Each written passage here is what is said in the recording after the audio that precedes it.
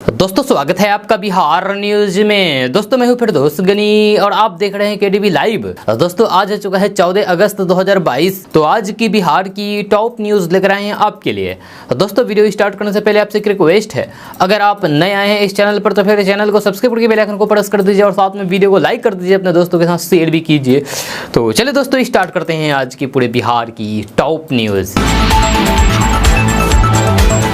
दोस्तों आज बिहार न्यूज में सबसे पहले बात करते हैं कि आजादी का अमृत महोत्सव के तहत स्वतंत्रता दिवस को खास बनाने के लिए भारत सरकार ने हर घर तिरंगा अभियान की शुरुआत की है। आपको बता दूं कि यह अभियान कल से ही शुरू हो गया है, यानी कि 13 अगस्त से 15 अगस्त तक चलाया जाएगा। प्रधानमंत्री नरेंद्र मोदी ने देशवासियों से अपील की है कि सभी देशवासी अपने घरों पर आजादी के इस अमृत महोत्सव पर 13 अगस्त से 15 अगस्त तक तिरंगा फहराएं। इस बीच प्रधानमंत्री नरेंद्र मोदी की मां हीराबेन मोदी ने तिरंगा फहरा करके इस अभियान की शुरुआत की है। उन्होंने छोटे छोटे बच्चों के साथ तिरंगा फहराया है, जो आप अपने मोबाइल स्क्रीन पर तस्वीर देख रहे हैं।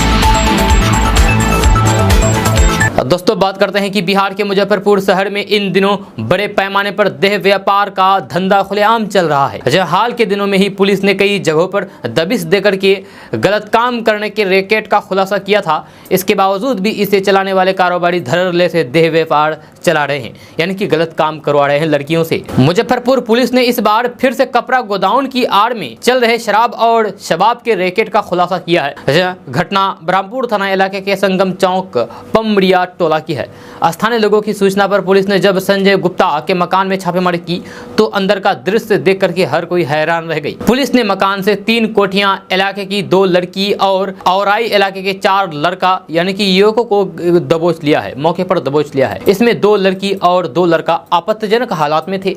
इसके साथ ही पुलिस ने मौके से शराब और आपत्तिजनक सामान भी बरामद किया है। पूछताछ में ये दोनों लड़की ने बताया है कि ये दोनों अपनी सगी बहन है। दोनों सगी बहन मिलकर के गलत काम कर रहे हैं। स्थानीय लोगों ने बताया है कि संजय गुप्ता के इस मकान में हर दिन बदल करके लड़का और लड़की आते थे। कई बार तो कार से लड़की को बुलाया जाता था। फिलहाल पुलिस ने पूरे मामले की जांच शुरू कर दी है। दोस्तों बात करते हैं कि बिहार में मानसून के कमजोर पड़ने से बारिश से संबंधित गतिविधियां कम हुई है। इस बीच मौसम विभाग ने आज रविवार को पूरे बिहार में मेघ गर्जन के साथ वज्रपात होने और फिर 3 जिलों में भारी बारिश के आसार जताए हैं। आज रविवार को भभुआ, सासाराम और किशनगंज के कुछ इलाके में तेज बारिश हो सकती है। इसके अलावा बिहार के अधिकतर जिलों में ठंडा गिरने की आशंका बनी रहेगी या कुछ जगहों पर छिटपुट हल्की बारिश हो सकती है। बिहार में बीते 2 दिनों में मानसून कमजोर पड़ने से तापमान में बढ़ोतरी हुई है। शुक्रवार को दक्षिण बिहार को छोड़ करके सभी जिले में मौसम लगभग शुष्क बना रहा। जब बीते 24 घंटे के भीतर रोहतास, सासाराम, औरंगाबाद, गया जिले को छोड़ दें तो कहीं पर बूंदाबूंदी नहीं हुई। बिहार में मानसून के कमजोर पड़ने से अधिकतर जिलों में बारिश का दौर थम गया है। इस कारण लोगों को फिर से गर्मी और फिर उमस सताने लगी है। दोस्तों बात करते हैं कि भारतीय रेलवे ने यात्रियों की सुविधा को ध्यान में रखते हुए गणेश चतुर्थी पर 14 स्पेशल ट्रेनें चलाने की घोषणा की है। आगामी 31 अगस्त को गणेश चतुर्थी के लिए अलग अलग स्थानों पर 14 विशेष ट्रेनें चलाएगा, जहां ये ट्रेनें यात्रियों की अतिरिक्त भीड़ को कम करने के लिए चलाई जाएगी। वहीं रेलवे ने 13 अगस्त को 168 ट्रेनों को कैंसिल कर चुका है। दोस्तों बात करते हैं कि बिहार के नए कैबिनेट में युवाओं की भागीदारी बढ़ेगी। जी हां, महागठबंधन सरकार में मुख्यमंत्री नीतीश कुमार के नए मंत्रिमंडल सहयोगियों युवाओं की अच्छी खासी भागीदारी होगी। ये संख्या 1/3 तक हो सकती है। फिलहाल मंत्रिमंडल के सदस्यों के नाम की घोषणा का इंतजार है। इसे लेकर के जदयू, आरजेडी, कांग्रेस और हिंदुस्तानी अवाम मोर्चा में तैयारियां चल रही है। वहीं वाम दलों की तरफ से भी सरकार में शामिल होने की संभावना तलाशी जारी है। नए मंत्रिमंडल में अधिकतम 35 मंत्रियों को पद दिए जा सकते हैं। जदयू कोटे से जयंत राज, नीरज कुमार, शीला मंडल सहित निर्दलीय सुमित कुमार सिंह के नाम तय हो सकते हैं। राजद कोटे से तेज प्रताप यादव, अनीता देवी और रणविजय साहू के मंत्रिमंडल में शामिल होने की संभावना है। सूत्रों के अनुसार जदयू अपने पुराने मंत्रियों को फिर से मौका देने के पक्ष में है। विजेंद्र प्रसाद यादव, विजय कुमार चौधरी, श्रवण कुमार, संजय कुमार झा, अशोक चौधरी जैसे अनुभवी मंत्रियों के अलावा कुछ नए चेहरों को भी जगह दिए जाने की संभावना है। वहीं आरजेडी की तरफ से पूर्व मंत्रियों को मौका दिए जाने की संभावना पर विचार हो रहा है। कांग्रेस भी अपने पुराने नेताओं पर दाव आजमा सकती है। हिंदुस्तानी अवाम मोर्चा की तरफ से एकमात्र मंत्री को फिर से मौका मिलने की संभावना है। कुल मिलाकर के इस पूरी तैयारी का मकसद एक तरफ सरकार को बेहतर चलाने की तो है ही, लेकिन युवाओं, महिलाओं, पिछड़ों, अति पिछड़ों, अल्पसंख्यकों सहित अन्य वर्गों को भी मंत्रिमंडल में जगह देकर के जनता के बीच संदेश देना है। दोस्तों बात करते हैं कि सोनी टीवी पर अमिताभ बच्चन का लोकप्रिय शो कौन बनेगा करोड़पति फिर से अपना रंग जमा रहा है, जिसमें कई प्रतिभागी बड़ी राशि जीत करके जा रहे हैं। इन प्रतिभागियों में बिहार की एक बहू भी शामिल है, जिसने केबीसी में 50 लाख रुपए की राशि जीतने में कामयाब हासिल की है। बहू की इस कामयाबी के बाद न परिवार में खुशी का माहौल है, बल्कि उसके ससुर भी तारीफ करने से नहीं थक रहे हैं। केबीसी में 50 लाख की रकम जीतने वाली ये प्रतिभागी समस्तीपुर जिला के पटोरी बाजार के व्यवसायी विमल कठोर की बहू श्रुति डांगा है। श्रुति ने सदी के महानायक अमिताभ बच्चन के साथ केबीसी की हॉट सीट पर बैठ करके 50 लाख रुपए जीत लिए हैं। बुधवार और गुरुवार रात केबीसी के इस कार्यक्रम का प्रसारण टीवी पर हुआ था। इसमें श्रुति ने अमिताभ बच्चन के प्रश्नों का बड़ी ही बेबाकी से उत्तर देकर के दर्शकों को कई बार चौंकाया। जब श्रुति डांगा का मायका मूल रूप से तमिलनाडु में है, उनके ससुर विमल खटोर ने बताया है कि केबीसी में भाग लेने गई हुए अभी मुंबई में है। लगभग 4 साल पहले उसकी शादी पवन खटोर के पुत्र डॉक्टर सुमित खटोर से हुई थी। सुमित कोलकाता में डेंटल सर्जन है, जबकि श्रुति कोलकाता में ही सॉफ्टवेयर इंजीनियर है। जब केबीसी की हॉट सीट पर श्रुति मौजूद थी तो फिर उसके साथ कंपेनियन के रूप में उसके पति था। दोस्तों बात करते हैं कि 12वीं पास अभ्यर्थियों के लिए सरकारी नौकरी पाने का सुनहरा मौका मिला है। Bihar central selection board of constable यानी कि CSBC की तरफ से प्रोहिबिशन कांस्टेबल के पदों पर वैकेंसी निकाली गई है। इन पदों के लिए आवेदन प्रक्रिया 13 अगस्त ही शुरू हो गई है, यानी कि कल से ही। इच्छुक और योग्य अभ्यर्थी अगर इन पदों पर आवेदन करना चाहते हैं तो आपके लिए बहुत ही आसान तरीका हम बताने जा रहे हैं। तरीका यह है कि इस वीडियो के डिस्क्रिप्शन में एक वीडियो का लिंक दिया गया है, यूट्यूब वीडियो का लिंक दिया गया है। उस लिंक पर क्लिक करके उस वीडियो में पहुंच सकते हैं और उस वीडियो को देख करके आप आसानी से अपने घर से ही ऑनलाइन कर सकते हैं। बड़े ही आसानी से समझाया गया है कि कैसे आपको ऑनलाइन करना है और ऑनलाइन करते समय क्या चीज़ की जरूरत पड़ेगी, क्या चीज़ की नहीं जरूरत पड़ेगी, सारी चीज़ डिटेल्स के साथ बताया गया है। तो आप अभी जाइए, इस वीडियो के डिस्क्रिप्शन में लिंक दिया गया है, उस लिंक पर क्लिक करके आप वीडियो को देख करके ऑनलाइन आवेदन कर लें। दोस्तों बात करते हैं कि बिहार में बढ़ती दहशतगर्दी गतिविधियों को बिहार सरकार संरक्षण दे रही है। ऐसा हम नहीं कह रहे हैं, बल्कि ये कहना है बीजेपी के प्रदेश अध्यक्ष डॉक्टर संजय जायसवाल का। उन्होंने बिहार सरकार को घेरे में लेते हुए कई गंभीर आरोप लगा दिए हैं। संजय जायसवाल ने कहा है कि PFI और SDPI के गठबंधन को बरकरार रखने के लिए ही नई सरकार बनाई गई है। मीडिया कर्मियों से बातचीत करने के दौरान संजय जायसवाल ने कहा है कि बिहार में लगातार कई घटनाएं घट रही है, चाहे वह मुंगेर का मदरसा ब्लास्ट हो या फिर छपरा ब्लास्ट। ये पूरी सरकार की साजिश का ही नतीजा है। उन्होंने कहा है कि छपरा में 20 दिन पहले छपरा में ब्लास्ट के कारण 3 मंजिला मकान गिर गया, जिसे SP साहब ने कह दिया है कि ये पटाखा से ब्लास्ट हुआ। उन्होंने कहा है कि एक साजिश के तहत इन सब बातों को छुपाने की कोशिश की जा रही है। संजय जायसवाल ने कहा है कि सरकार अब NIA की जांच को दबाने की कोशिश करेगी। उन्होंने ये भी कहा है कि यही वजह है कि बिहार में सरकार तोड़ दी गई है। अब दहशतगर्दियों का मनोबल बढ़ेगा और उन्हें कोई रोक टोक करने वाला भी नहीं रहेगा। संजय जायसवाल ने यह भी कह दिया है कि बिहार में सत्ता परिवर्तन इसलिए किया गया ताकि यही दहशतगर्दियों को बढ़ावा मिल सके। दोस्तों बात करते हैं कि भागलपुर जिला के इसाकचक में एक प्रेमी युगल यानी कि प्रेमी और प्रेमिका आपस में झगड़ा कर रही थी। बीच सड़क पर झगड़ा कर रही थी, लड़ाई मार करने पर उतावला हो गई थी, जिसको पुलिस ने देख लिया और पुलिस ने दोनों को ले जाकर के शादी करवा दी। जी हाँ, मामला क्या है चलिए हम आपको भी बता रहे हैं विस्तार से। दरअसल भागलपुर पुलिस ने चल रहे दोनों के विवाद न केवल हल कराया बल्कि दोनों के ही परिवार के लोगों को शादी के लिए राजी भी कर लिया। इसके बाद पुलिस ने दोनों की शादी करा दी। जी हाँ, मामला भागलपुर जिला के इसाकचक थाना क्षेत्र का है, जहां शुक्रवार देर रात एक प्रेमी और एक प्रेमिका बीच सड़क पर ही शादी करने को लेकर के आपस में उलझ गए और झगड़ा करने लगे। वहां से गुजर रही गश्ती गाड़ी की जब उन पर नजर पड़ी तो फिर पुलिस ने फौरन दोनों को रोका और फिर समझाने की कोशिश की। इसकी जानकारी इसाकचक थाना अध्यक्ष इंस्पेक्टर अशोक कुमार को दी गई। उन्होंने युवक और युवती को थाना बुलाया और फिर उन दोनों की शादी करा दी। दोस्तों बात करते हैं कि रक्षाबंधन के दिन बिहार के जमुई के सांसद और लोजपा रामविलास के अध्यक्ष चिराग पासवान अनोखे अंदाज में दिखे। चिराग पासवान को राखी बांधने उनकी कई बहनें पहुंच गई थी। इस दौरान चिराग पासवान ने बहनों से राखी बंधवाई और उनके साथ फूलों का तारों का सबका कहना है 1000 में मेरी बहना है गाना भी गाया। चिराग पासवान ने रक्षाबंधन की तस्वीरें और बहनों के साथ गाना गाने का वीडियो ट्वीट किया है। उन्होंने कहा कि रक्षाबंधन के अवसर पर बहनों के साथ खुशियों के पल बिताए एवं बचपन के पल याद किए। मैं ईश्वर से प्रार्थना करता हूं कि हम सभी भाई बहनों के बीच प्रेम सदैव ऐसे ही बने रहें। तो दोस्तों बात करते हैं कि पूरे देश में भारत की आज़ादी का 75वां अमृत महोत्सव मनाया जा रहा है। इसको लेकर के हर एक घर में जहां तिरंगा फहराया जाएगा, वहीं कई जगहों पर तिरंगा यात्रा भी निकाली जा रही है। यहाँ भागलपुर शहर के सैंडिस कंपाउंड से भी शनिवार की तिरंगा यात्रा निकाली गई, जिसने वर्ल्ड रिकॉर्ड बनाया।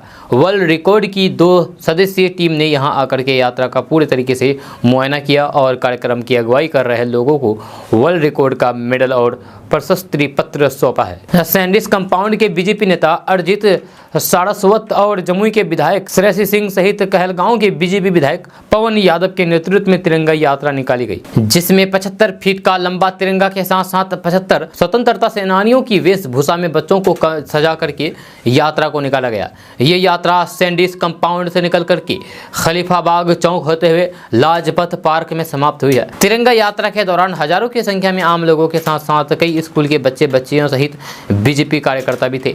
सभी ने हर्ष और उल्लास के साथ यात्रा निकाली और फिर भारत माता की जय के नारों से पूरा शहर गुंजमान रहा। वर्ल्ड रिकॉर्ड की टीम ने बताया है कि 75 स्वतंत्रता सेनानियों और फिर 75 मीटर के तिरंगे के साथ निकाले गए यात्रा को वर्ल्ड रिकॉर्ड में शामिल किया गया है। जमुई की विधायक ने इस मौके पर कहा है कि भागलपुर पहले भी 2 बार वर्ल्ड रिकॉर्ड में नाम अपना शामिल करा चुका है और आज तीसरी बार भी यहाँ के लोगों ने वर्ल्ड रिकॉर्ड में नाम शामिल कराया है, जिसके लिए उन्होंने यहाँ के लोगों को बधाई दी है। दोस्तों बात करते हैं कि केंद्रीय ग्रामीण विकास और पंचायती राज मंत्री गिरिराज सिंह ने शनिवार को एआईएमआईएम के संस्थापक असदुद्दीन ओवैसी पर जोरदार हमला बोला। अपने संसदीय क्षेत्र बेगूसराय के दौरे पर आए गिरिराज सिंह ने ओवैसी के साथ ही एक बार फिर से बिहार के मुख्यमंत्री नीतीश कुमार पर भी निशाना साधा है। गिरिराज सिंह ने कहा है कि असदुद्दीन ओवैसी एक ऐसे व्यक्ति का नाम है जिसका जन्म हुआ है आज़ादी के बाद, लेकिन उनकी आत्मा 1906 में मुस्लिम लीग की स्थापना वाले डीएनए की है, जो राष्ट्रगान और राष्ट्रगीत का संसद में भी सम्मान नहीं करता है, जिसके भाई 15 मिनट में बहुसंख्यक आबादी का कत्लेआम करने और फिर भगाने की बात करता हो, जो अपने को जिन्ना के रास्ते पर चलने की बात करता हो। आज भारत पूरी दुनिया की सबसे बड़ी ताकत है। अगर 1906 में एक धर्म आधारित पार्टी मुस्लिम लीग की स्थापना करके लोगों के मन में, हमारे पूर्वजों के मन में आज़ादी की लड़ाई लड़ने वाले लोगों के मन में घृणा पैदा कर रहे थे, उन्होंने इतना घृणा पैदा किया कि जिन्ना के रूप में भारत को अलग थलग करना पड़ा और यही डीएनए ओबीसी के पास है। दोस्तों बात करते हैं कि कांग्रेस अध्यक्ष सोनिया गांधी एक बार फिर से कोरोना पॉजिटिव हो गई है। बीते कुछ दिन पहले ही उनकी बेटी प्रियंका गांधी संक्रमित पाई गई थी। इस बारे में कांग्रेस प्रवक्ता जयराम रमेश ने सूचना दे दी है। उन्होंने कहा है कि आज कांग्रेस अध्यक्ष सोनिया गांधी का कोरोना टेस्ट पॉजिटिव आया है। इसके साथ ही पूर्व लोकसभा अध्यक्ष मीरा कुमार भी कोरोना की चपेट में आ गई है, जहाँ इस दौरान सोनिया गांधी आइसोलेशन में चली गई है। जहाँ 3 दिन पहले बेटी प्रियंका गांधी भी आइसोलेशन में चली गई थी। इससे पहले सोनिया गांधी जून में संक्रमित हुई थी। 2 जून को उन्होंने कोरोना पॉजिटिव होने का ऐलान किया था। इसके बाद वे दिल्ली के गंगाराम अस्पताल में भर्ती हो गई थी। दोस्तों बात करते हैं कि विधानसभा अध्यक्ष विजय कुमार सिन्हा ने शनिवार को ऐलान किया है कि वे 15 अगस्त को विधानसभा में झंडोत्तोलन करेंगे। उन्होंने कहा है कि वे एक संवैधानिक पद पर है और नियम तथा पद की गरिमा के अनुरूप स्वतंत्रता दिवस को तिरंगा फहराएंगे। उन्होंने कहा है कि जब तक संवैधानिक पद पर हैं, अपने संवैधानिक कर्तव्य का ईमानदारी से निर्वहन करेंगे। दरअसल भाजपा विधायक विजय कुमार सिन्हा को विधानसभा अध्यक्ष पद छोड़ने के लिए महागठबंधन के दलों की ओर से दबाव बनाया जा रहा है। हालांकि नियमों के हिसाब से विजय कुमार सिन्हा का कहना है कि फिलहाल उनकी पद छोड़ने का सवाल ही नहीं है। उन्हें पद से हटाने के लिए जिन नियमों को अपनाया जाना चाहिए, महागठबंधन की ओर से ऐसा कुछ नहीं किया गया है। चूंकि विधानसभा अध्यक्ष का पद एक संवैधानिक पद है, इसीलिए वे नियमों के अनुरूप मौजूदा राजनीतिक हालात पर कुछ नहीं कहेंगे और पद भी नहीं छोड़ेंगे। दोस्तों बात करते हैं कि बिहार के छपरा जिले में जहरीली शराब से जान जाने का सिलसिला लगातार जारी है। जहां छपरा जिले में अब तक 8 लोगों की जान जा चुकी है, जहां साथ ही 3 अन्य लोगों की तबीयत अभी भी बिगड़ी हुई है। जहां 8 लोगों की जान जाने के बाद इलाके में हरकत मचा हुआ है।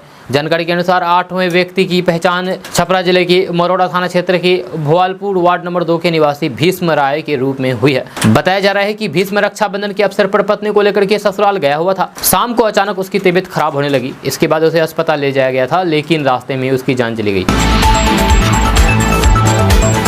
दोस्तों बात करते हैं कि बिहार में सियासी बवाल थमने का नाम नहीं ले रहा है। हाल ही में नीतीश कुमार ने बीजेपी से नाता तोड़कर के आरजेडी के साथ बिहार में सरकार बना ली है। ऐसे में जहां नीतीश एक बार फिर से सीएम की कुर्सी पर बैठे हुए हैं, तो फिर वहीं लालू के लाल तेजस्वी यादव को डिप्टी सीएम का पद मिला है। लेकिन मामला यहीं तक नहीं सिमटा। बिहार में अब नई कैबिनेट को लेकर भी माथापच्ची जारी है। तो वहीं एनडीए को जल्द ही एक और झटका लगने की बात सामने आ रही है। जानकारी के मुताबिक बिहार से एनडीए के 3 सांसद जेडीयू और आरजेडी का दामन थाम सकते हैं। ये तीनों दोनों सांसद लोक जनशक्ति पार्टी के पारस गुट के हैं। केंद्रीय मंत्री पशुपति पारस ने ऐलान किया था कि वे एनडीए के साथ रहेंगे। ऐसे में माना जा रहा है कि खगड़िया के सांसद महबूब अली कैसर, आरजेडी और वैशाली से सांसद वीणा देवी और नवादा से सांसद चंदन सिंह जेडीयू में शामिल हो सकते हैं। जी हाँ, पिछले साल लोक जनशक्ति पार्टी में हुई टूट के बाद पार्टी चिराग पासवान और पारस गुट में बढ़ गई थी। पारस के साथ 5 सांसद थे जबकि चिराग अकेले। अब खबर है कि जमुई से सांसद चिराग पासवान, हाजीपुर से पारस और समस्तीपुर से प्रिंस, जो कि एक ही परिवार के हैं, इनको छोड़कर के सभी 3 सांसद एनडीए छोड़ देंगे। वहीं दूसरी तरफ बिहार में नीतीश कुमार और महागठबंधन के खिलाफ बीजेपी नेताओं ने मोर्चा खोल दिया है। बेगूसराय में सांसद गिरिराज सिंह ने तेजस्वी यादव और नीतीश कुमार पर हमला बोला। गिरिराज सिंह ने कहा कि राज्यसभा सांसद राकेश सिन्हा के साथ विरोध प्रदर्शन के दौरान कहा कि अति महत्वाकांक्षा की वजह से कुछ लोगों के कहने पर नीतीश कुमार को लगा कि वे आने वाले दिनों में प्रधानमंत्री बन सकते हैं। इतिहास गवाह है कि भाजपा के बदौलत ही नीतीश कुमार मुख्यमंत्री रहे हैं। जब बिहार सरकार के आदेश पर सभी जिलों को 15 अगस्त को स्कूलों में कोई भी सांस्कृतिक कार्यक्रम आयोजित नहीं करने का निर्देश जारी किया गया है। ये पत्र सभी जिलाधिकारियों ने 12 अगस्त को जारी किया है, जबकि इसके कुछ रोज पहले स्कूलों में कार्यक्रम करने से संबंधित पत्र भी जारी कर दिया है। इस बीच 10 अगस्त को ही बिहार में सरकार ही बदल गई। नीतीश सरकार ने कार्यक्रम आयोजित नहीं करने के लिए कोविड के बढ़ते मामले का हवाला दिया है। जेडीयू ने पत्र जारी करके कहा है कि बिहार में कोरोना संक्रमण के बढ़ते खतरे की वजह से स्कूलों में 15 अगस्त पर कोई भी सांस्कृतिक कार्यक्रम आयोजित नहीं किया जाएगा। इस आदेश के लिए बिहार के सभी जिलों में पत्र जारी किया गया है। इस बदले हुए आदेश को जेडीयू बीजेपी के बीच बढ़ती तल्खी के रूप में देखा जा रहा है। आपको बता दूं कि देश भर में इन दिनों आज़ादी के 75 साल पूरा होने की खुशी में आज़ादी का अमृत महोत्सव मनाया जा रहा है। सरकार हर घर तिरंगा अभियान चला रही है। साथ ही 15 अगस्त पर कार्यक्रमों की तैयारी जोरों पर है। दोस्तों, बात करते हैं कि देश भर में आज़ादी का अमृत महोत्सव मनाया जा रहा है और प्रधानमंत्री नरेंद्र मोदी ने लोगों से हर घर तिरंगा अभियान की मुहिम में शामिल होने की अपील की है। इस बीच एआईएमआईएम चीफ और सांसद असदुद्दीन ओवैसी ने एक सभा के दौरान सिराजुद्दौला से लेकर के टीपू सुल्तान तक का जिक्र किया है और कहा है कि देश की आज़ादी में मुसलमानों के योगदान का जिक्र नहीं होता है। असदुद्दीन ओवैसी ने कहा है कि हमारे वतन में जो जाहिल लोग हैं और जिन्होंने हमारे देश के लोगों में मुसलमानों के खिलाफ नफरत भरा है, हम उनको एक आईना दिखाना चाहते हैं और बताना चाहते हैं कि इस मुल्क की आज़ादी की लड़ाई में मुसलमान का क्या किरदार रहा है। 15 अगस्त को देश को आज़ादी मिली, लेकिन क्या सिर्फ 1990 और 1920 की जद्दोजहद से ही देश को आज़ादी मिली? इसके लिए तारीख को देखना पड़ेगा। असदुद्दीन ओवैसी ने कहा कि 1947 में मुल्क आज़ाद हुआ तो 1857 में जंग आज़ादी मिली। 1857 से पहले 1757 में एक और जंग हुई थी, बैटल ऑफ प्लासी यानी कि सिराजुद्दौला की जंग। उसके बाद 1764 में जंग बक्सर हुई, 1774 में रोहिला की जंग हुई और फिर 1799 में टीपू सुल्तान की शहादत हुई। जो कुर्बानी टीपू सुल्तान ने दी उससे एक हौसला मिला। जहां रोहिला की जंग से एक हौसला मिला, बक्सर की जंग से एक हौसला मिला। असदुद्दीन ओवैसी ने कहा है कि 1947 में आज़ादी मिली, लेकिन हम मुल्क की आज़ादी को 1920 से ही देखेंगे। यकीनन लोगों ने कुर्बानी दी, लेकिन क्या हम सिराजुद्दौला की कुर्बानी भूल जाएंगे? क्या हम भूल जाएंगे उनको जो बक्सर की जंग में शहीद हुए थे? क्या हम रोहिला की जंग को भूल जाएंगे? इसलिए हम सबको ये याद रखना जरूरी है। जहां ओवैसी ने एक इंटरव्यू के दौरान कहा कि जो देश से मोहब्बत नहीं करते केवल उन्हें ही पाकिस्तान याद आता है। ये एक कड़वी सच्चाई है कि भारत का बंटवारा हुआ, मगर जिनको पाकिस्तान जाना था वो चले गए। सिर्फ उस समय एक एलिट क्लास को वोट डालने का हक था। हिंदुत्व राष्ट्रवाद कहता है कि सिर्फ एक ही कल्चर होगा, लेकिन ऐसा नहीं होगा। दोस्तों, बात करते हैं कि बिहार में एक बार फिर से जदयू की महागठबंधन से दोस्ती हो गई है। नीतीश कुमार फिर से महागठबंधन के मुख्यमंत्री बन गए हैं। ज्यादा सीटें होने के बावजूद भी आरजेडी नेता तेजस्वी यादव ने डिप्टी सीएम पद से संतुष्ट कर लिया है। आरजेडी के अलावा इस महागठबंधन में कांग्रेस और वामपंथी दल भी है। ऐसे में नीतीश कुमार मुख्यमंत्री तो हैं, लेकिन सभी दलों को साथ लेकर के चलना उनके लिए बड़ी चुनौती होगी। 2017 में जिन वजहों से नीतीश कुमार ने महागठबंधन का साथ छोड़ा था वह आज भी है। जहां उस दौरान डिप्टी सीएम तेजस्वी यादव पर लगे भ्रष्टाचार के आरोप का मामला अभी भी खत्म नहीं हुआ है। लालू के परिवार के कई सदस्यों पर भ्रष्टाचार के आरोप हैं। राजद प्रमुख लालू प्रसाद यादव इस वक्त भी सजा काट रहे हैं। उनकी पत्नी राबड़ी देवी और उनकी बड़ी बेटी मीसा भारती और बेटे तेजस्वी यादव पर भ्रष्टाचार के मामले चल रहे हैं। तेजस्वी यादव पर लगे आरोपों के बाद ही 2017 में नीतीश कुमार ने महागठबंधन से अलग होने का फैसला किया था। आपको बता दूं कि बिहार विधानसभा में कुल 243 सीटें हैं। इसमें आरजेडी के 79, भाजपा के 77, जदयू के 45, कांग्रेस के 19, भाकपा माले के 12, भाकपा और माकपा के 2, AIMIM के 1, हिंदुस्तानी अवाम मोर्चा के 4 और 1 निर्दलीय विधायक है। एक सीट खाली है। मतलब साफ है कि इस वक्त महागठबंधन में सबसे ज्यादा सीटें आरजेडी की है। इसके बावजूद भी जदयू ने नीतीश कुमार को मुख्यमंत्री बनाया है। ऐसे में नीतीश कुमार को सरकार चलाने के लिए आरजेडी को संतुष्ट करना पड़ेगा। सरकार में आरजेडी का दखल भी पहले के मुकाबले इस बार ज्यादा होगा। इससे निपटना भी नीतीश कुमार के लिए एक बड़ी चुनौती होगी। आरजेडी, कांग्रेस और जदयू के कार्यकर्ताओं के बीच भी काफी मतभेद है। जब सरकार चलाने के लिए महागठबंधन के सभी दलों के कार्यकर्ताओं और फिर नेताओं के बीच समन्वय भी नीतीश कुमार तेजस्वी यादव के लिए बड़ी चुनौती होगी। दोस्तों, बात करते हैं कि देश में शिक्षा और रोजगार की हालात बहुत ही खराब है। बिहार के 17 में से 16 सरकारी विश्वविद्यालयों में समय पर शैक्षणिक सत्र पूरा नहीं हो पाया है। वहीं नौकरी की बात करें तो परीक्षा पास करने के बाद भी उम्मीदवारों को नौकरी नहीं मिल पा रही है। शिक्षा और रोजगार के क्षेत्र में देश में फिलहाल जो स्थिति है उसमें एक तरफ भारी सुस्ती छाई है, वहीं दूसरी तरफ गंभीर अव्यवस्थागत अराजकता है। आंध्र प्रदेश में 1998 में जिला चयन समिति की परीक्षा पास करने वाले 45 उम्मीदवारों को अब जाकर के सरकारी स्कूलों में बतौर शिक्षक नियमित नौकरी की पेशकश की गई है। बिहार के 17 में से 16 सरकारी विश्वविद्यालयों में समय पर पूरा नहीं हुआ शैक्षणिक सत्र। इसी तरीके से पटना के जयप्रकाश विश्वविद्यालय के कई छात्रों के लिए स्नातक होने का इंतजार 6 साल से भी लंबा है। पिछले कुछ सालों में बिहार के 17 सरकारी विश्वविद्यालयों में से 16 ने अपने शैक्षणिक सत्र समय पर पूरे नहीं किए हैं। नतीजतन ऐसे छात्र सरकारी नौकरियों के लिए आवेदन करने से चूक गए हैं। जाहिर है कि ऐसे यूनिवर्सिटी देश में शिक्षा के स्तर को तो गिरा ही रहे हैं, साथ में बेरोजगारों को भी सींच रहे हैं। दोस्तों, बात करते हैं कि बिहार में नई सरकार बनाने के लिए नीतीश कुमार की पार्टी जेडीयू ने आरजेडी और महागठबंधन के घटक दलों के साथ हाथ मिला लिया। इस नए परिवर्तन से भाजपा के खिलाफ बड़ी विपक्षी एकता की शुरुआत की गई है। इसके साथ ही जातीय सह सामाजिक आर्थिक सर्वेक्षण के आंकड़े के आधार पर बढ़ी हुई जाति और पिछड़े वर्ग की लामबंदी के माध्यम से बिहार की राजनीति को भी नए सिरे से परिभाषित करने की कोशिश भी की जा सकती है। इस बात के संकेत मिल रहे हैं कि महागठबंधन की सरकार जाति और सामाजिक आर्थिक सर्वेक्षण को तेज गति से आगे बढ़ाएगी। लोकसभा चुनाव में बीजेपी के हिंदुत्व और उग्र राष्ट्रवाद से मुकाबला करने की पूरी तैयारी की जा रही है। सर्वे का काम शुरू होने के 45 दिनों में खत्म हो जाएगा।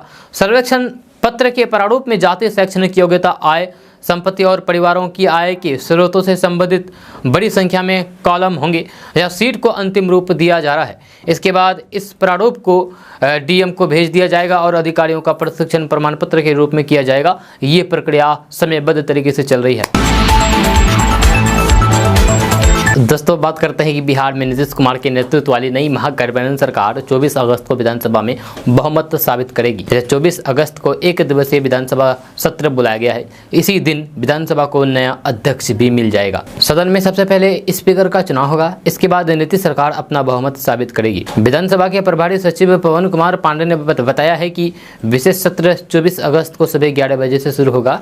इसकी सूचना सभी सदस्यों को भेज दी गई है। सभी विधायकों को निर्धारित तारीख पर विधानसभा में उपस्थित रहने के लिए कहा गया है। बिहार विधानसभा के मौजूदा स्पीकर विजय सिन्हा 15 अगस्त के बाद ही अपना इस्तीफा देंगे। स्वतंत्रता दिवस के मौके पर झंडा फहराने के बाद वे अपना पद छोड़ देंगे। बताया जा रहा है कि स्पीकर सिन्हा अभी दिल्ली दौरे पर है और बीजेपी के शीर्ष नेताओं से मुलाकात कर रहे हैं। 15 अगस्त के बाद वे कभी भी इस्तीफा दे सकते हैं।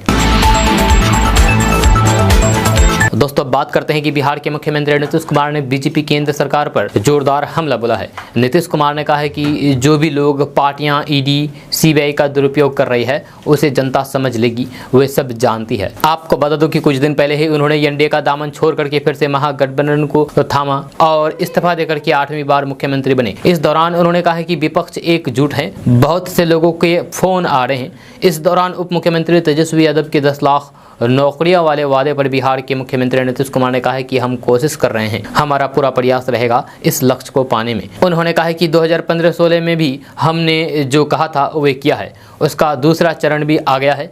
इसके अलावा भी बहुत काम किया है। हमने भी कहा है कि अधिक से अधिक रोजगार मिलना चाहिए। दोस्तों, बात करते हैं कि बिहार में पेट्रोल डीजल की कीमत में उतार चढ़ाव जारी है। तेल कंपनियों ने आज पेट्रोल और डीजल के रेट जारी कर दिए हैं, जिसके मुताबिक आज पेट्रोल और डीजल के दाम में 3 पैसे की कमी हुई है। बिहार में पेट्रोल आज 108 रुपये 87 पैसे प्रति लीटर और डीजल की कीमत 95 रुपये 54 पैसे प्रति लीटर है। वहीं पटना में आज पेट्रोल 160 रुपये 59 पैसे प्रति लीटर और डीजल 94 रुपये 36 पैसे प्रति लीटर है। यहाँ पेट्रोल और डीजल की कीमत में कोई भी बढ़ोतरी नहीं हुई है। दोस्तों बात करते हैं कि गुजरात के सूरत में क्राइम ब्रांच ने 2 ऐसे चोरों को गिरफ्तार किया है जो चोरी की रकम से गरीबों की सहायता करते थे। रॉबिन हुड नाम से मशहूर इन वीआईपी चोरों की कहानी बेहद दिलचस्प है। गुजरात समेत देश के कई शहरों में चोरी की वारदात को अंजाम देने वाले एक आरोपी की पत्नी बिहार में नेता है और वह खुद भी अपनी पत्नी के साथ राजनीति में सक्रिय भूमिका निभाता है। राजनीति और अपराध की दुनिया से संबंध रखने वाला ये कथित रॉबिन हुड बड़ी मशक्कत के बाद सूरत पुलिस के हत्थे चढ़ा है। गिरफ्तार किए गए दोनों चोरों में एक का नाम मोहम्मद इरफान उर्फ उजाले अख्तर शेख है, जबकि दूसरे का नाम मुजम्मिल गुलाम रसूल शेख है। मोहम्मद इरफान उर्फ उजाले अख्तर शेख बिहार के सीतामढ़ी जिले का रहने वाला है, जबकि उसका साथी भी सीतामढ़ी जिले के पोखरेरा गांव का निवासी है। हालांकि फिलहाल हैदराबाद में रहता है। मोहम्मद इरफान उर्फ उजाले मोहम्मद अख्तर शेख सालों से चोरी के धंधे में माहिर है। वह बिहार, दिल्ली, पंजाब और गुजरात के सूरत शहर में चोरी की वारदात को अंजाम दे चुका है। सूरत शहर के उमरा थाना क्षेत्र में रघुवीर सोसाइटी में 27 जुलाई की रात को एक बंगले में घुसकर के वे 6,61,000 रुपए की चोरी करके फरार हो गया था। कार का नंबर सूरत का नहीं था, लिहाजा उसे पकड़ने में पुलिस को दिक्कतें आ रही थी, लेकिन आखिरकार सूरत पुलिस ने उसे बड़ी मुशक्कत के साथ गिरफ्तार कर लिया है। जहां इन दोनों आरोपियों के पास से पुलिस ने चोरी किया हुआ माल और एक लोडेड इंडियन पिस्टल, 2 कारतूस भी बरामद किए गए हैं। इसके साथ ही सूरत के उमरा इलाके में हुई चोरी की वारदात को सूरत क्राइम ब्रांच ने सुलझा लिया है। करीब 5 साल पहले दिल्ली पुलिस ने भी उसे चोरी के आरोप में गिरफ्तार किया था। तब भी उसने रॉबिन हुड के नाम से सुर्खियां बटोरी थी। दोस्तों बात करते हैं कि बिहार में महागठबंधन का सुचारू कामकाज सुनिश्चित करने के लिए एक समन्वय समिति बनाए रखे जाने की संभावना है। जदयू ने भाजपा के नेतृत्व वाले एनडीए में भी एक समन्वय समिति बनाने के लिए दबाव डाला था। दरअसल वर्तमान में जेडीयू आरजेडी वाली बिहार सरकार में अभी मंत्रियों के नाम तक फाइनल नहीं हो पाए हैं। ऐसे में समन्वय समिति की मांग का उठना दर्शाता है कि नीतीश कुमार आगे के सफर को लेकर के किसी प्रकार की बाधा नहीं चाहते हैं। हालांकि सवाल यह है कि क्या तेजस्वी यादव इस पर तैयार होंगे। हाल के राजनीतिक हालात को देखते हुए लगता है कि तेजस्वी यादव भी यही चाहेंगे कि गठबंधन में किसी प्रकार की खटपट ना हो और सरकार बेहतर तरीके से चले। ऐसे में नीतीश कुमार अगर खुल करके उनके सामने ये बात रखते हैं तो फिर मुमकिन है कि वे इस पर तैयार हो जाएं। समन्वय समिति का उद्देश्य यह भी हो सकता है कि उसमें सरकार की सभी सहयोगी पार्टी के वरिष्ठ नेता शामिल हो और सरकार के कामकाज को बेहतर तरीके से आगे बढ़ाने के लिए जरूरी कैबिनेट के गठन पर फैसला लें। दोस्तों बात करते हैं कि बिहार के उप मुख्यमंत्री तेजस्वी यादव ने शुक्रवार को कांग्रेस के अध्यक्ष सोनिया गांधी और माकपा के महासचिव सीताराम येचुरी और भाकपा के महासचिव डी राजा से मुलाकात की। मुलाकात के बाद उन्होंने भाजपा पर जमकर के हमला किया और कहा कि बिहार ने देश की राजनीति को फिर से नई दिशा दिखाई है। बिहार में जो दृश्य दिखा है वो आने वाले दिनों में पूरे देश में दिखने वाला है। जहाँ तेजस्वी यादव ने जाँच एजेंसियों के दुरुपयोग का आरोप लगाते हुए कहा कि बिहारी डरता नहीं है, बिहारी बिकाऊ नहीं टिकाऊ है, हम किसी से डरते नहीं हैं, हम स्वाभिमान वाले लोग हैं। बिहार में एनडीए में टूट और नीतीश कुमार के नेतृत्व में महागठबंधन सरकार बनने के बाद उप मुख्यमंत्री तेजस्वी यादव पहली बार दिल्ली पहुंचे हैं। सोनिया गांधी से मुलाकात के बाद उन्होंने संवाददाता से कहा कि बिहार में सत्ता परिवर्तन के बाद आज पहली बार दिल्ली आया हूं। आज अपने साथी घटक दलों के शीर्ष नेतृत्व से मिला हूं। नई सरकार को लेकर के सभी लोगों ने बधाई दी है। हम सभी लोगों ने नीतीश जी के निर्णय का स्वागत किया है। तेजस्वी यादव ने कहा कि ये सरकार मजबूती के साथ चलेगी क्योंकि ये गरीब की सरकार और आम जनता की सरकार है। तेजस्वी यादव ने कहा है कि नीतीश जी के निर्णय ने सही समय पर भाजपा को तमाचा मारने का काम किया है। भाजपा को छोड़ करके सभी दल एकजुट हो चुके हैं। उनके अनुसार पूरे देश में लोग महंगाई और बेरोजगारी से परेशान हैं। जो लोग हिंदू मुसलमान को लड़ा करके राज करना चाहते थे, जो गंगा जमुनी तहजीब को नुकसान पहुंचाना चाहते थे, उन्हें बिहार ने जवाब दिया है। मध्य प्रदेश, झारखंड और महाराष्ट्र में हमने देखा कि जो डरेगा उसे डराओ और जो बिकेगा उसे खरीदो। यही काम भाजपा का रह गया है। और संवैधानिक संस्थानों को एक एक करके बर्बाद किया जा रहा है। ईडी और सीबीआई के हालात एक थाने से भी बदतर हो गई है। उन्होंने ये भी कहा है कि क्षेत्रीय पार्टियां ज्यादातर पिछड़ों और दलितों की है। क्षेत्रीय दल खत्म हो जाएंगे तो फिर विपक्ष खत्म हो जाएगा, विपक्ष खत्म होगा तो फिर लोकतंत्र खत्म होगा, लोकतंत्र खत्म होगा तो देश में तानाशाही चलेगी। भाजपा के जंगल राज से संबंधित आरोपों पर उप मुख्यमंत्री तेजस्वी यादव ने कहा है कि जंगल राज में खड़े होकर के चिल्लाओ और आपका कोई मुंह नहीं तोड़ेंगे तो फिर जंगल राज कैसा है। जंगल राज तो केंद्र में है जहां भाजपा के सांसद चू तक नहीं कर सकते। एनसीआरबी का आंकड़ा उठा करके देख लीजिए बिहार का स्थान कहां पर है, सच्चाई बाहर आ जाएगी। दोस्तों बात करते हैं कि लोकप्रिय हास्य अभिनेता राजू श्रीवास्तव की हालात अभी भी नाजुक है और वे लगातार चौथे दिन भी यम्स की गहन चिकित्सा इकाई यानी कि आईसीयू में वेंटिलेटर पर है। वहीं अब इस बीच प्रधानमंत्री नरेंद्र मोदी ने राजू श्रीवास्तव की पत्नी शिखा से फोन पर बातचीत करके हालचाल जाना और उनके जल्द स्वस्थ होने की कामना की। जब पीएम मोदी ने राजू श्रीवास्तव के इलाज में हर संभव मदद का भरोसा दिलाया है। आपको बता दूं कि बीते बुधवार को दिल का दौरा पड़ने के बाद 58 वर्षीय राजू श्रीवास्तव को अस्पताल में भर्ती कराया गया, जहां उनकी एंजियोप्लास्टी की गई। एक सूत्र ने बताया है कि राजू श्रीवास्तव की हालत नाजुक है और वे आईसीयू में वेंटिलेटर पर है। राजू श्रीवास्तव का इलाज कार्डियोलॉजी विभाग के प्रोफेसर डॉक्टर नीतीश नाइक की निगरानी में किया जा रहा है। राजू श्रीवास्तव के भाई अशोक श्रीवास्तव ने बुधवार को बताया था कि राजू श्रीवास्तव को व्यायाम यानी कि एक्सरसाइज करते हुए दिल का दौरा पड़ा था।